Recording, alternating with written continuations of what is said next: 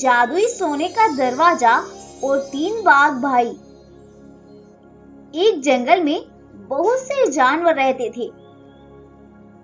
वे सभी जानवर अपना जीवन जंगल में बड़े ही खुशी खुशी से बिता रहे थे। एक बार उनके जंगल में बहुत सारे राक्षस आ जाते हैं और उस जंगल के सभी जानवरों को मार देते हैं। और अब वह राक्षस उस जंगल पर राज करने लगते हैं। वहीं पास के जंगल में 3 बाघ भाई भी रहते थे। एक का नाम था बगीरा, जो कि बिल्कुल सफेद रंग का था, और दूसरे का नाम था टीटू। टीटू बाघ का रंग भी बहुत ही अद्भुत था। और तीसरे का नाम था सिम्बा, जो कि नॉर्मल सा दिखने वाला एक साधारण बाघ था। बगीरा और टीटू बड़े ही शरारती थे, लेकिन सिम्बा एक अच्छे विचारों वाला बाघ था। वह कभी भी किसी का भी बुरा नहीं सोचता था। एक बार वह तीनों भाई राक्षसों के जंगल में पहुंच जाते हैं।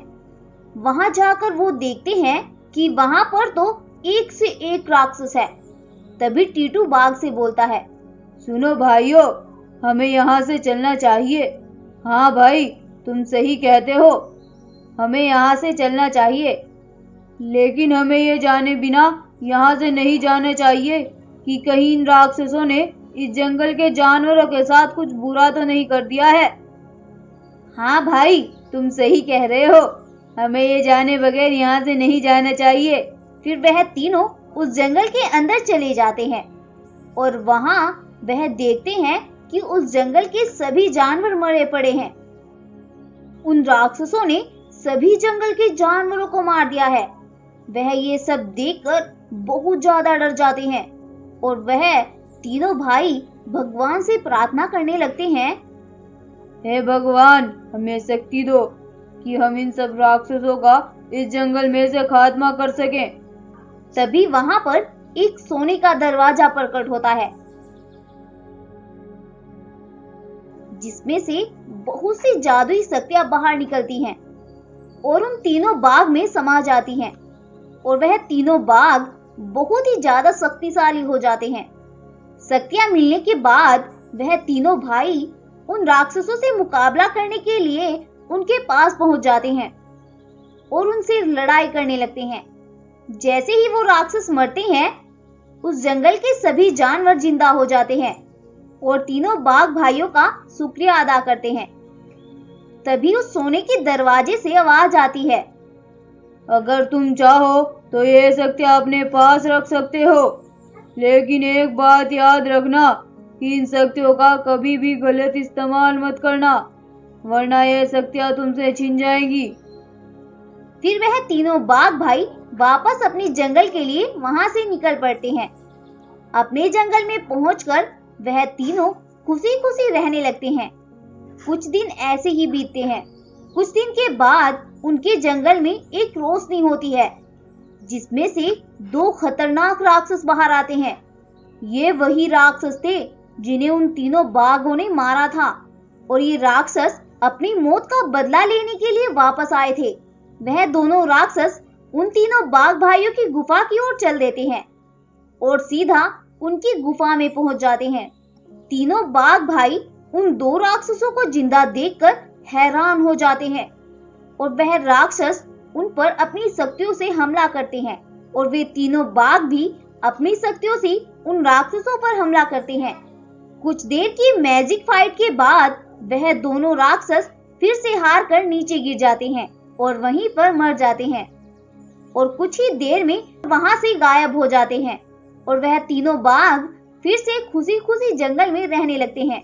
थोड़े दिन ऐसे ही बीतते हैं। कुछ दिन बाद टीटू बगीरा से कहता है, अरे बगीरा भाई, वह सोने का दरवाजा तो हमें शक्तियां देकर भूल ही गया होगा। क्यों ना आज हम अपनी शक्तियों से जंगल के जानवरों को परेशान करें। हाँ भाई, तुम ठीक कहते हो। बहुत दिन हो गए हमने किसी भी जानवर को परेशान नहीं किया और हम अपनी गुफा पर ही रहकर बोर हो गए हैं। हाँ चलो, आज हम किसी जानवर को अपनी शक्तियों से परेशान करेंगे। इतना कहकर वह दोनों वहां से चल देते हैं और वह एक चीते की गुफा पर पहुंच जाते हैं। और अपनी शक्तियों से उसे परेशान करने लगते हैं। तभी वह चीता उनसे कहता है, अरे अरे टीटू बगीरा, तुम मुझे ऐसे क्यों परेशान कर रहे हो? तुम्हें पता है ना, अगर तुम किसी भी जानवर को ऐसा परेशान करोगे तो तुम्हारी शक्तियां तुमसे छीन जाएंगी। और तुम्हारा भाई सिम्बा कितना अच्छा है, वह तो कभी भी किसी भी जानवर को परेशान नहीं करता है। तभी वहां पर फिर से एक रोशनी होती है और उसमें से वही सोने का दरवाजा प्रकट होता है और वह उन दोनों भाइयों से बोलता है, अरे टीटू और बगीरा, मैंने तुम्हें कहा था ना कि इन शक्तियों से किसी भी जानवर को परेशान मत करना, वरना ये शक्तियां तुमसे छिन जाएंगी। लेकिन तुमने मेरी बात नहीं मानी। अब तुम अपनी शक्तियों को वापस करने के लिए तैयार हो जाओ।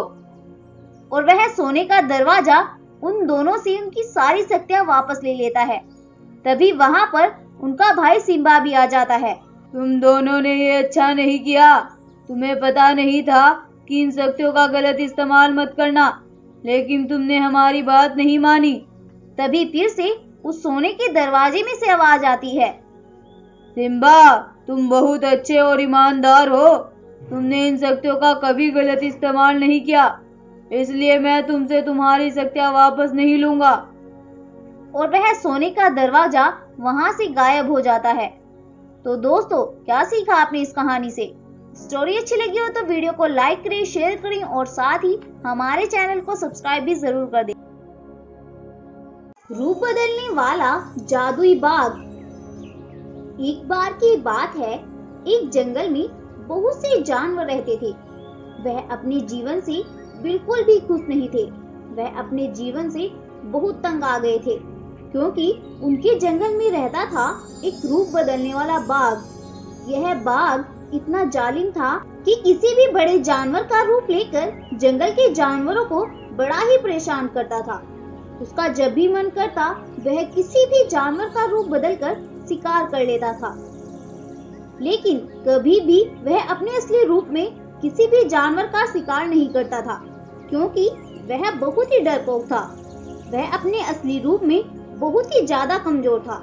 वह सिर्फ उन शक्तियों के बलबूते पर ही जीता था।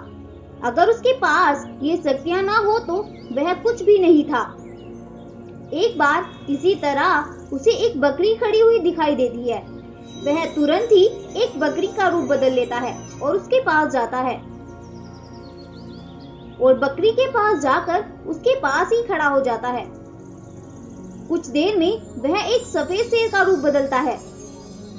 बकरी उसे देखकर डर जाती है और वहां से भागने की कोशिश करती है, लेकिन वह दुष्ट सफेद शेर रूपी बाघ उस पर हमला कर देता है और उसे वहीं मार देता है। जंगल के सभी जानवर उस बाघ की हरकतों से बहुत ज्यादा परेशान आ गए थे। वह सोचने लगते हैं कि किस तरह वह इससे पीछा छुड़ाए, लेकिन उन्हें कुछ समझ में ही नहीं आता कि कैसे वह उससे पीछा छुड़ाए और वह वापस अपने अपने घर चले जाते हैं। रात को एक भालू अपनी गुफा में इसी बारे में सोचने लगता है और इधर उधर घूमने लगता है। तभी उसके पास एक रोशनी होती है और उसमें से एक जादुई सफेद हाथी लायन निकलता है और वह भालू उसे देखकर उससे कहता है, अरे तुम कौन हो भाई? मैं एक जादुई हाथी लायन हूँ। मैं तुम्हें बहुत देर से देख रहा हूँ कि तुम बहुत ज्यादा परेशान हो। मुझे बताओ क्या बात है? क्या पता मैं तुम्हारी कोई मदद कर सकूं। अरे भाई, क्या बताऊं, हमारे जंगल में एक रूप बदलने वाला बाघ है जो किसी भी बड़े से बड़े जानवर का रूप बदलकर हमें बहुत ज्यादा परेशान करता है। उसका जब भी मन करता है वह किसी भी जानवर का शिकार कर लेता है। सभी जानवर उससे बहुत ज्यादा परेशान आ गए हैं भाई। अच्छा, ये बात है, तो फिर इसका तो सिर्फ एक ही रास्ता है। मैं तुम्हें अपनी शक्तियों से एक ऐसी जगह भेज दूंगा जहां पर 2 सोने के पाइनएप्पल हाउस है, जिसमें से एक पाइनएप्पल हाउस जादुई है। तुम उस जादुई पाइनएप्पल हाउस में जाकर मदद मांगो, वह तुम्हें कुछ ना कुछ रास्ता जरूर बताएगा और वहीं पर एक साधारण पाइनएप्पल हाउस है। अब तुम्हें तुम्हारी अच्छाई ही सही रास्ते तक ले जाएगी। आज तुम्हारी अच्छाई का इम्तिहान है भाई। अगर तुम सही हुए तो तुम्हें तुम्हारी अच्छाई खुद ही सही रास्ते पर ले जाएगी, और तुम गलत हुए तो तुम गलत रास्ते पर चलने लगोगे। बताओ, क्या तुम तैयार हो? हाँ भाई, मैं तैयार हूँ। मुझे अपनी अच्छाई पर पूरा भरोसा है। मैं गलत नहीं जाऊंगा और मुझे अपने जंगल के सभी जानवरों की जान बचानी है, तो इसके लिए मुझे यह खतरा तो उठाना ही होगा। फिर वह सफेद हाथी लायन उसे वहां से गायब कर देता है और वह सीधा एक जंगल में पहुंच जाता है। उस जंगल में जाकर वह उस पाइनएप्पल हाउस को इधर उधर देखने लगता है। जब उसे इधर उधर कुछ दिखाई नहीं देता तो वह वहां से आगे चल देता है। कुछ देर चलने के बाद 2 गोल्डन जादुई पाइनएप्पल हाउस दिखाई देते हैं और वह उसके पास जाता है और सोचने लगता है कि इनमें से कौन सा असली है और कौन सा नकली। तभी उसे जादुई हाथी लायन की कही बात याद आती है कि अगर तुम्हें अच्छाई है तो तुम्हारी अच्छाई तुम्हें खुद ही सही रास्ते पर ले जाएगी। और वह फिर से सोचने लगता है। कुछ देर के बाद उसे बाईं तरफ वाला पाइनएप्पल हाउस असली लगता है, तो वह उसके अंदर जाने लगता है। जैसे ही वह उसके अंदर जाता है तो उस पाइनएप्पल हाउस में से आवाज आती है, तुम कौन हो और कहां से आए हो? मैं एक साधारण भालू हूँ। हमारे जंगल में एक रूप बदलने वाला बाघ रहता है, जो कि हम सब जानवरों को बहुत परेशान कर रहा है। मुझे एक जादुई हाथी लायन ने अपनी शक्तियों से यहाँ भेजा है और कहा था कि आप मेरी कुछ ना कुछ मदद जरूर करेंगे। मुझे सब पता है। मैं तो बस यही देखना चाहता था कि तुम्हारा दिल कितना साफ है। मैं तुम्हारी मदद जरूर करूंगा। फिर वह जादुई पाइनएप्पल हाउस उसे शक्तियां देता है और भालू शक्तियां लेकर खुशी खुशी वापस अपने जंगल में आ जाता है। अपने जंगल में पहुंचकर वह पहले सभी जानवरों के पास जाता है और उन्हें सब बताता है। उसकी बातों को सुनकर सभी जानवर खुश हो जाते हैं। फिर वह भालू उस बाघ की गुफा पर जाता है और उसके पास जाकर उससे कहता है, दुष्ट बाघ, आज तेरा किस्सा खत्म। और भालू उस पर अपनी शक्तियों से वार करता है।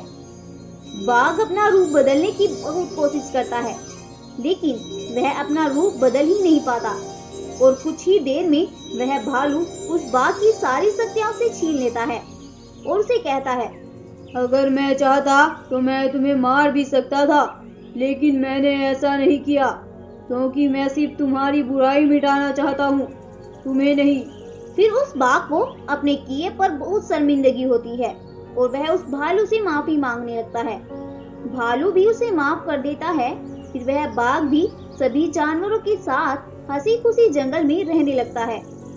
तो दोस्तों, क्या सीखा आपने इस कहानी से कि बुराई करने वाले को अगर प्यार से सिखाया जाए तो वह बुराई करना भी छोड़ देता है, जैसे कि इस बाघ ने भालू की बात को मानकर छोड़ दिया। स्टोरी अच्छी लगी हो तो वीडियो को लाइक करें, शेयर करें और जाते जाते हमारे चैनल को सब्सक्राइब करना बिल्कुल ना भूलें और साथ ही बेल आइकन को भी प्रेस कर दें, जिससे हमारी न्यू वीडियो की अपडेट सबसे पहले आपको मिलती रहे। Thank you.